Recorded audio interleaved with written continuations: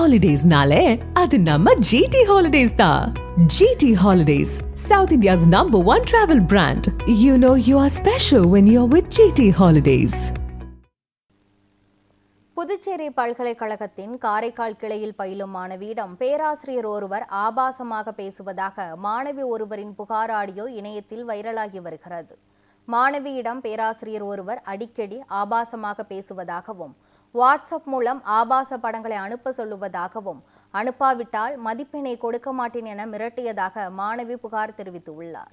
இதே விவகாரத்தில் முன்னாள் கல்வி அமைச்சர் பல்கலைக்கழகத்தில் மாணவிகளுக்கு பேராசிரியர்கள் மூலம் பாலியல் தொல்லை சமீப காலமாக நடத்தப்படுவதாக புகார் கூறியுள்ளார்.